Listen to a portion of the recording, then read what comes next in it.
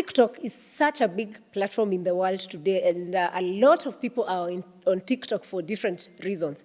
However, it's becoming serious, and this is not just serious for Kenya or anywhere. It's becoming serious that there are TikTokers that have been jailed in Uganda. Can you believe it? Like President Museveni is not taking TikTok for a joke. He's not taking any of those videos that people post as a joke anymore. He's jailed a few TikTokers, and here is why.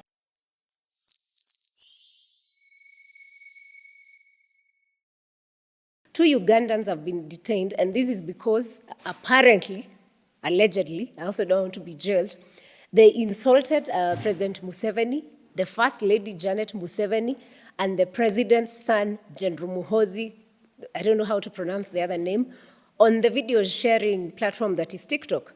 So the magistrate, Stella Maris, remanded 21-year-old David, alias Lucky Choice, and Isaiah, who's 28, to prison until Wednesday when they'll make an initial court appearance. So they're accused of hate speech, spreading malicious information against the First family, and musicians linked to the governing NRM or National Resistance Movement.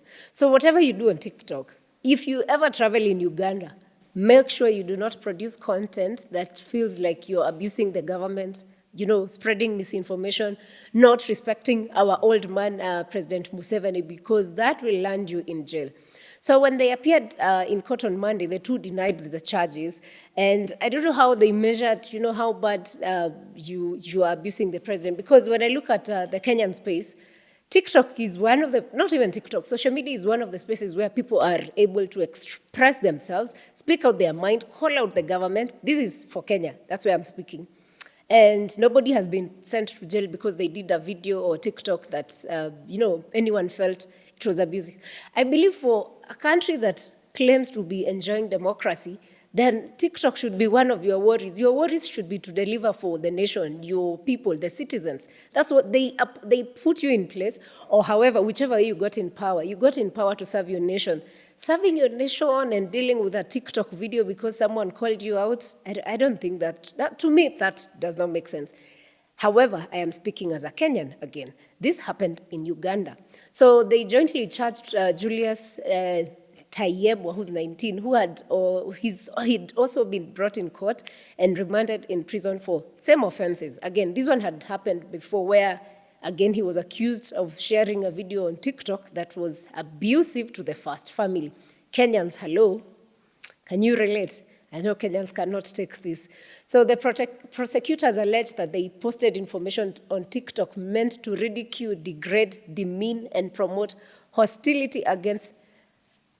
What is the First family of Uganda then doing on TikTok? Like, if you don't want people expressing themselves, then get yourself other platforms. Maybe stick to, platforms. And it's worse that Uganda already actually banned Facebook because they said it was being used to fight the government. So imagine now if they've already started jailing people because of TikTok, what happens next?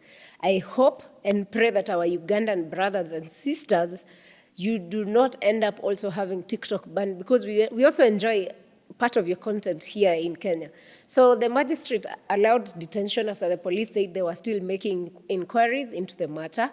And she also told them that they'll come back on November when the case will be up for mention. And they are remanded at Kigo prison until then. In September, that is a few months ago, the police spokesman, Rusoke, warned that abusing the president, listen to this, abusing the president, who he termed the fountain of honor, wow, was an offense. And he mentioned a TikToker with the name Lucky Choice, who he said they were investigating, and he was later arrested. Yani, Uganda is just a special world by itself. How is it that, fountain of honor. The president is a fountain of honor in Uganda, which is very interesting. And if he's a fountain of honor, I think it would be easier if you're able to understand that the people on TikTok are just young people trying to express themselves and redefining what you term as democracy for them. Maybe for the old man in Uganda, Museveni is quite old. When he was a youth, actually, he fought before he became, he was a soldier before he became a president. So by then, imagine how you're expressing themselves then is not how young people are expressing themselves today. So when they do videos to express how they feel, please, you are our old man in East Africa. We respect you. Allow them to be somehow. I don't think they really have much to kill the democracy in Uganda, but well, that's just my feeling. So it is not clear which post led to the arrest, but a video that was released in April on TikTok with the title, My First Enemy. So I think the video had first enemies as, showcasing the president's family. So this, it criticized the family using some explicit terms, which did not sit well with the first family, hence why they are inside. So in July, a 24-year-old man was sentenced to 6 years in prison for insulting the president and the first family on TikTok video. Again, he pleaded guilty and asked for forgiveness. I think he got to a point where he saw it's terrible to be in prison, but it's fun to create content. So he didn't know how to draw the line. So this comes as the government has been criticized for restricting people's ability to criticize actions by the state or its officials.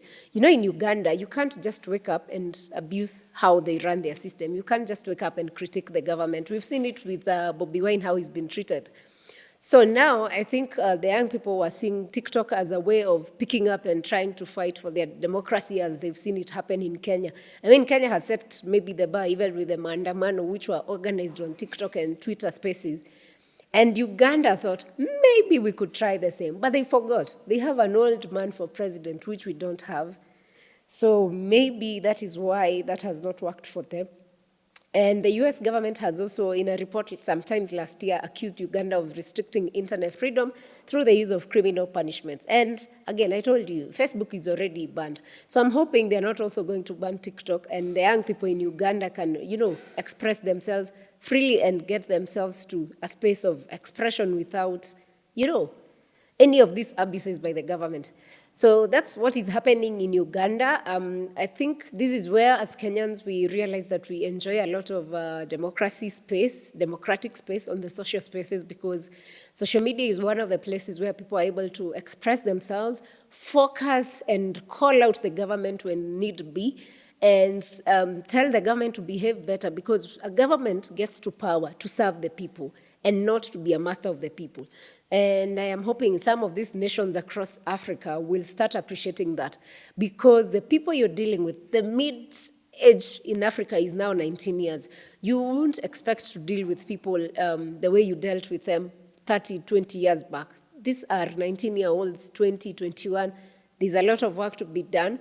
They have a new mind shift, and there's a lot you must do to accept that even social media is a place of feedback. So when people are unhappy, they will use social media to express themselves. Take it in with a leap of, do better for your country, and somehow Kenya or Uganda or Rwanda, Burundi, wherever, South Africa, Rwanda, Nigeria, all these African nations will change. And that's the only way I think Africa will change. Because previously, the way people used to express themselves, it's no longer working out. So I feel like social media should be allowed to, take over. And as Elon Musk is saying, it's time for democracy and freedom, and break the bureaucracies and move. Let nations grow, and nations will grow with inclusion of young people and allowing their thoughts to be accepted into the system. Yeah, so our Ugandan brothers and sisters, tell us what you think in the comment section about it, what you're going to do about it, and maybe how you feel about it. And we will catch you on the next episode. Thanks for watching. See you then.